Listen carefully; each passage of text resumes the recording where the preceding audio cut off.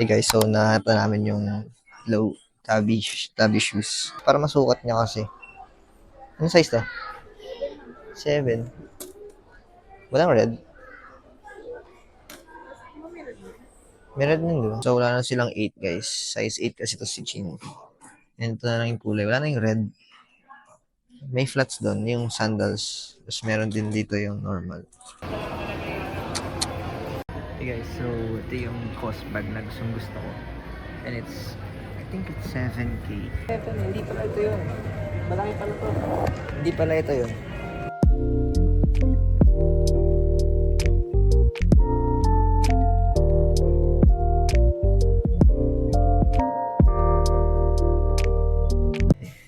Yun na ito.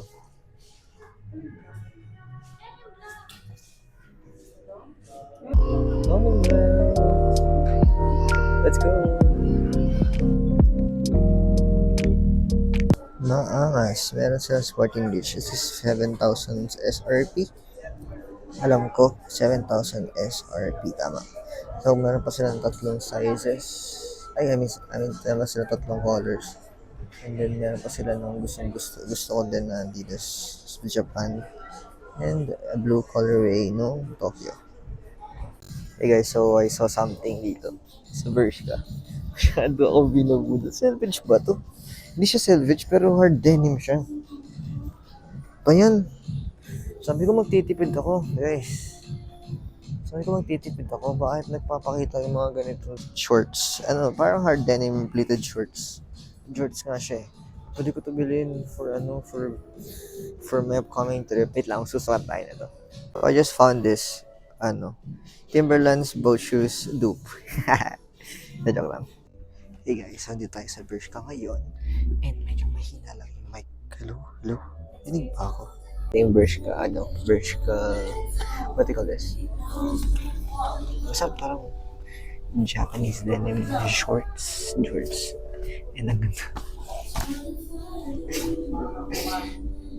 Minsan lang yung fit check guys, this top is from Uniqlo, pants is from Shein, and shoes is from Temu.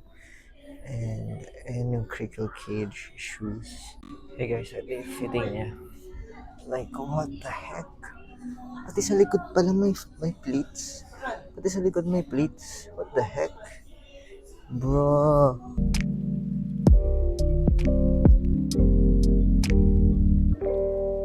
Tuluyan na nabudol. Good old Jollibee. So, kakain lang muna kami. And, yeah.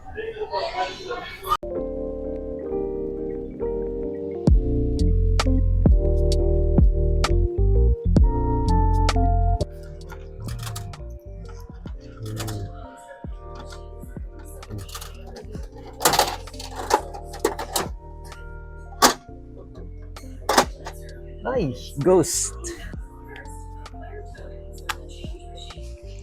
ang nakuha ko. Pero pwede po yung carabiner to. Wow! Cute.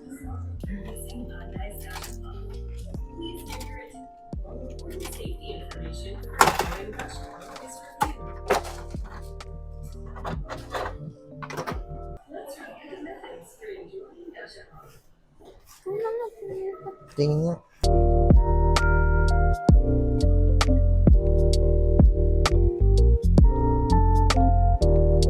Hey guys, so ngayon nag-aayos tayo para may pag-meet up kila with the influencer friends, Stephen, JJ, and then all, wala naman, to bond with them. Fit checks, maybe, also fit pics, because we have si fashion influencer tayo. Also, first time using my mic inside this house, dito sa vlog na to.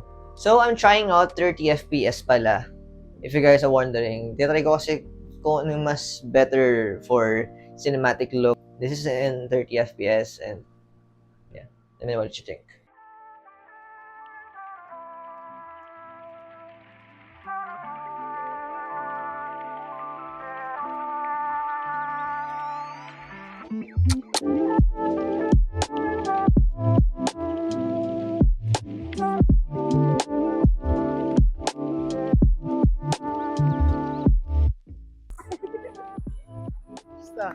Basta. Sino kasama mo dito? Russell Trinidad in the flesh. Good boy lang ako ngayon, guys. Good. Fashion influencers. Oh my God. Hello. Hello, masasama na din sa Hello. vlog. Boss. Ano yan, boss? Ano yan, boss? Sino to, boss? Type na natin, boss. Dito pala sa US. Kaya nga eh. Los Angeles. Alabang. Fashion influencer. Spotted. Paolo Salgado.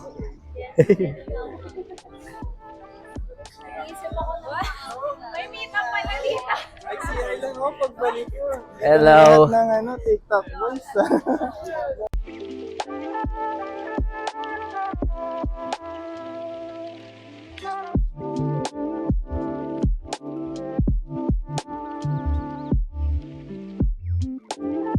Sino to? Sino to? Hello, Who's this? hello, Who's this? hello. Who's this? Wait lang, may Kasama na namin Minecraft. yung pinakamalakas. May Minecraft dito. Ha? Minecraft. Hindi, tingin ka na dito. Yan. Magkakaroon ka ng Minecraft dyan. Edit ka. Minecraft? Ano yun? Like and subscribe. Yan. Ay, nakita ko doon, nasuggest ka na The sa next list. YouTuber.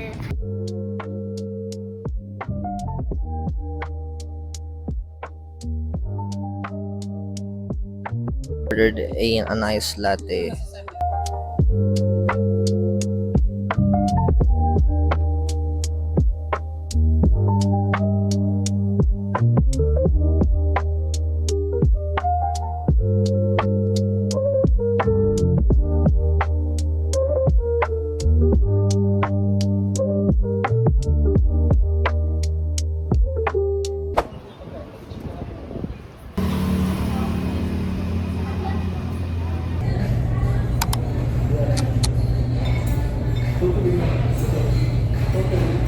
What's up guys? It's currently 9:05 in the evening. Dito nga kami ngayon sa Mulito. Sama ko dito si Ethan Avery. Bro, what's your biggest fashion ick? What's your biggest fashion ick this year? Yung mga So, ano, sige ano siya? fashion ko. Katabi ko. Yung katabi ko. Ano kaming gagawin dito? Ba't parang kasama niya yung isa? Binigyan ko lang siya ng mic para lang ma-experience Tapos hindi yun yung asawa niya. Uy. Hindi. Baka mic ka pa. Ano sa'yo na? Barista reveal. Ay, barista reveal.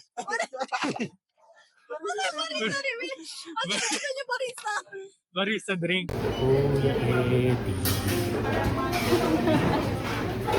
Paano Minecraft? Ano nga pala tayo dito, sir? Ayun Ben. Sir, gusto mo ng ano? Ito mga to. Ano ba? POV ba to? May mga sumasabit sa... Sir, meron pala tayo dito, sir. New collection ng tumbler. Ayun yung collection number. Ah, okay. So magkano nga dito? 1.6 lang po. Oh, yung lokot. Mahal. Hindi. Mahal. Mahal. Sige, bigyan Mahal natin ng kita. discount. Bigyan natin ng Alis ka discount. dito. Yan kaya siya toxic guys. Kaya nga toxic yung tao na yan. Parang mas kalmado dito sa loob. Wag yung tutularan yan.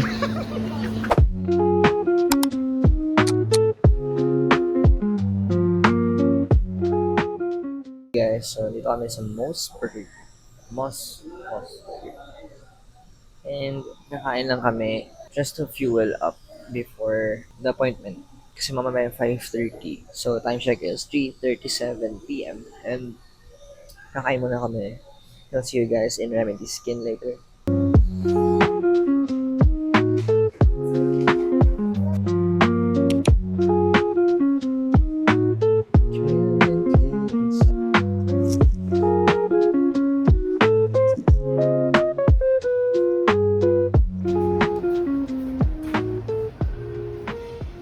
So, ito na yung mga stuff na nakuha ko sa buong March. Yung mga nakuha ko, the PR, mga binili ko, kasi nagpe-prepare ako for my upcoming trip. And, yeah. So, let's start off with my Temu finds. And, una is itong bag. Itong bag na cherry bag. Actually, meron na to sa Pilipinas. Meron naman na to sa TikTok shop. Ewan, ayoko lang talagang bumili kasi ang mahal din, 300 pesos. Namamahal lang sa 300 pesos, yes. And, eto siya. Ayan na siya, bag. Meron tayong cherry bag, cherry red na bag. And then, meron din tayong brown bag. Nauso talaga ngayon yung ganito, mga hobo shoulder bag.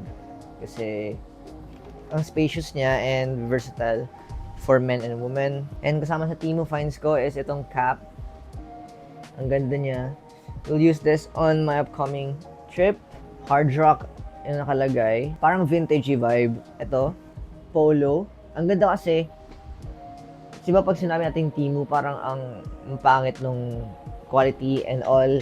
But this one is ang ganda ng quality nito. Like, as in. And ayun nga, ito yung sinasabi ko. Sa Temu, diba, ang pangit ng quality. Naisip natin, let's say, parang Shopee siya. Like, yung cheap and affordable and cheap quality, yon. Affordable, then cheap quality, and nagkakamali tayo. It is a good quality. Meron talagang finds na talagang pag naghanap ka ng maganda is maganda yung talagang pupunta sa'yo. Meron pa tayong dalawang stuff from Temu. This is the double pleated shorts. Baggy shorts siya. Ang ganda ng fitting. I will show it on the screen. And affordable din siya. Siguro around 400, 600 pesos ata. And I will use this on my upcoming trip also. Kasi mainit dun sa lugar na yun. Abagan nyo ang vlog ko dun.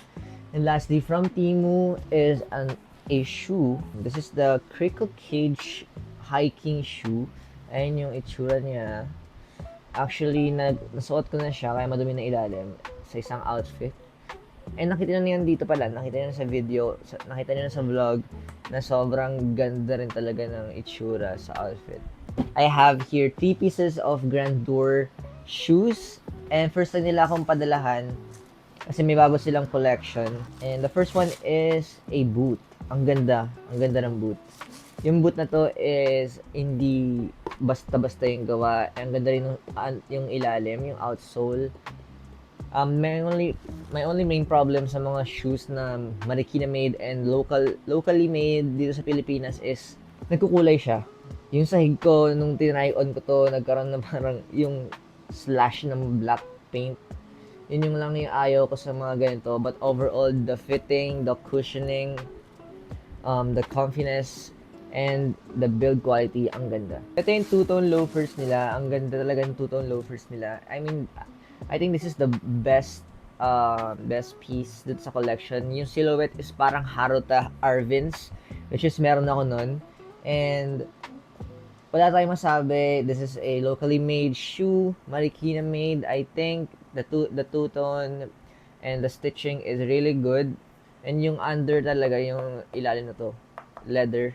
And lastly, yung black. Medyo dumilim. Wala tayong araw. Ito yung black, hindi ko na papakita kasi nagmamadali na tayo. Ang dami nating papakita. Then, next is from my friend, Jello. He owns Uncrowned and he sent us his new released chunky loafers. This is the Rosario loafers. And ang ganda rin talaga ng build. It's lightweight, it's comfy. Not really tested yung comfiness, but the looks, hindi siya yung tuto na normal lang. Meron siyang snakeskin sa likod. If interested kayo, be sure to check him out on his IG, on his brand IG. Like sa description na lang din ulit. May kasama tong mga shorts, pants, and also meron din tong polo. Nandun tayo sa mga international brand. This is from Scoffers and they sent me a new pieces. Alam ko pinakita ko yung last time ng Scoffers ko or not. But they sent me another pair of, not really pair, two tops. Dalawang tops yung binigay nila sa akin. So this is a linen, hindi pala linen to, like crochet lace. And then meron siyang embroidery sa likod. Mahal din ng mga pieces nila. And then this is my favorite one is this long sleeve. Nakita na sa vlog ko, sa recent vlog ko. Nakita na sa last vlog ko yung color blue neto. And that's what I got. That is from Scoffers and meron tong logo dito sa likod. Bagay to for gray jeans and ang ganda talaga. So, I bought 2 pieces of Bershka. I already made a video about this on TikTok. And this is the Japanese hard dark denim. Wait lang, medyo maaraw na ulit. So, this is the dark denim. Ayan siya. And double pleated siya sa likod and sa harap. Ang ganda ng quality build. Hindi nga lang siya selvage, but still, the quality is precise. So, next up is this bag. Ang ganda talaga. Like snake skin, crocodile skin, textured leather, hobo bag, perfect. Then next up, I bought two pieces of clothing sa Uniqlo. This is the Miracle Air Bermuda shorts. I really need this for my upcoming trip nga. Mga binibili ko ngayon is for my upcoming trip since it's mainit talaga doon. Hindi ko pa siya nararanasan pero mga narinig ko is sabi nila mainit talaga. So, ano tayo magagawa? We need to suit off. We need to dress down or dress down quite a bit kasi medyo mainit. And I also bought this one. This is from the women's section also. Knitted siya. And I love knitted pieces, so I got this. And then guys, if nagustuhan itong vlog na to, thank you so much for... As in, nakita ko yung last video ko, yung first ever video ko, nasa 5 point something na. And I really thank you guys for supporting. And I hope you guys enjoy my vlogs. And yeah, I'll see you guys in the next vlog.